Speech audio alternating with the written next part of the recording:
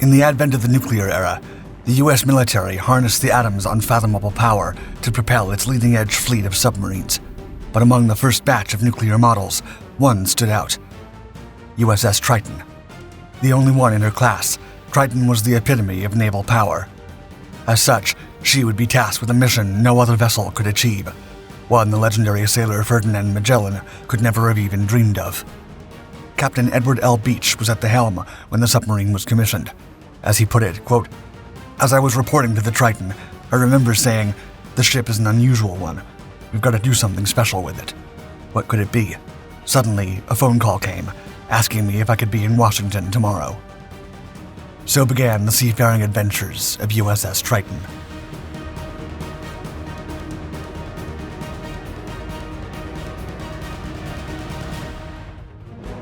The world at their fingertips. In the aftermath of World War II, and perhaps more importantly, the onset of the Cold War, the Navy embarked on a quest to revolutionize naval warfare. They envisioned a fleet of vessels that would not have to make regular stops for fuel like conventional ships, limited only by supplies and crew endurance. And so the nuclear navy was born. At first, the Navy recognized the benefits of nuclear energy for propulsion purposes and began researching. But it didn't stop there. For one, Navy Captain Hyman Rickover was an electrical engineer and a strong proponent of nuclear research. He saw the potential for nuclear reactors beyond propulsion and set out to develop secondary uses for nuclear energy, to use nuclear reactors to produce electricity. Rickover's vision came to fruition with the construction of the USS Nautilus, the world's first nuclear-powered submarine. In June 1952, construction began on Nautilus, and she would make history. In a daring feat, Nautilus completed the first fully submerged transit under the North Pole as part of Operation Sunshine. This achievement proved the potential of nuclear power and solidified the nuclear navy's position as a leader in naval innovation. With the world at their fingertips, the Navy continued to push the limits of nuclear technology. Soon, the possibility of a submerged circumnavigation of the globe by a U.S. Navy nuclear-powered submarine became a reality. All over again. Captain Evan P. Orend was a man with a vision. As President Eisenhower's naval aide, he was constantly looking for ways to boost American prestige in the eyes of the world, and he had an idea so daring that it just might work. His idea was simple yet bold: a successful submerged circumnavigation of the globe by a U.S. Navy nuclear-powered submarine, timed to conclude before the upcoming Four-Power Paris Summit in May 1960. Between President Eisenhower and Soviet Premier Nikita Khrushchev. This would be a monumental achievement and firmly establish America's dominance in the Cold War. Captain Orend knew that this mission had to be given the highest priority within the Eisenhower administration. As he once expressed, quote, "There's no doubt that sooner or later, the USSR will put some nuclear submarines to sea. It would be a shame if we permit them to announce this to the world by virtue of some dramatic feat, which we could have done ourselves. This could be Sputnik all over again, but without any excuses." Hastily, the captain outlined Project Magellan to Admiral Arleigh Burke, the chief of naval operations. Admiral Burke's response was classified, but it acknowledged the technical feasibility of the endeavor. Buoyed by this positive response, Captain Orend forwarded his proposal and Admiral Burke's assessment to Press Secretary James C. Haggerty in early 1960. He knew that if he could get the president's approval, they would be one step closer to making history. At last, President Eisenhower gave the green light for Project Magellan, and Captain Orend knew exactly what submarine to recommend for the monumental mission. The best for the job. USS Triton was a groundbreaking addition to the United States Navy. As the only member of her class, Triton was a nuclear-powered radar picket submarine with a unique distinction. She was the only Western submarine powered by 2 nuclear reactors, and notably, at the time of her commission in 1959, she was the largest, most powerful, and most expensive submarine ever built. Indeed, the vessel was part of the first generation of U.S. nuclear-powered submarines, along with Nautilus, Seawolf, Halibut, and the Skate class.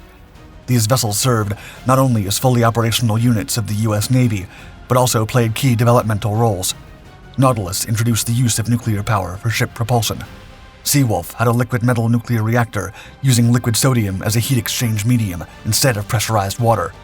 Halibut was the first to perform a strategic nuclear deterrence patrol armed with Regulus cruise missiles, and Skate was the first nuclear-powered submarine class with more than one built. In the same way, Triton offered a unique contribution to the development of nuclear power for naval propulsion. Her dual-reactor plant provided the speed required for radar picket missions. The submarine's main air search radar initially used the AN/SPS-26, the U.S. Navy's first electronically scanned three-dimensional search radar. Radar picket submarines developed post-war provided intelligence, electronic surveillance, and fighter aircraft interception control for forward-deployed naval forces. Unlike destroyers performing as radar picket ships during World War II, these submarines could avoid attack by submerging if detected. Even though the Navy tried to convert existing fleet submarines into radar picket vessels, they could not sustain the high speeds necessary, either submerged or surfaced, to operate with vast carrier task forces. Thus, nuclear power offered the only possible solution. Designed in the mid-1950s as a radar picket submarine, Triton was capable of operating at high speed on the surface in advance of an aircraft carrier task force. Her twin-reactor nuclear propulsion plant provided the speed required for her mission, with a design speed of 28 knots. But under Captain Edward L. Beach, Triton had achieved a speed well in excess of 30 knots. The Submariner's Dream. In February 1960, Captain Edward L. Beach arrived at the Pentagon in civilian attire. He was to attend a top-secret, high-level meeting. There, he was informed that his submarine and crew had been selected for an extraordinary shakedown cruise, a submerged circumnavigation of the world. It was decided that a fast trip around the world was necessary for geophysical, oceanographic, and habitability research for the Polaris program. It was important to have a stable platform and continuity throughout the trip. The voyage had to be made completely submerged and undetected by any forces for reasons of national interest. The mission, codenamed Operation Sandblast, would follow the track of the first circumnavigation by Ferdinand Magellan in the 1500s. As scheduled, Triton would depart on February 16, 1960, and the submarine should return no later than May 10th. As the captain pondered, the Navy came up with the codename Sandblast because taking his ship around the world submerged would, as they said, take a lot of sand. Besides, Beach's personal codename during the mission would also be Sand. He joked, quote, "Most beaches are full of sand, I was informed."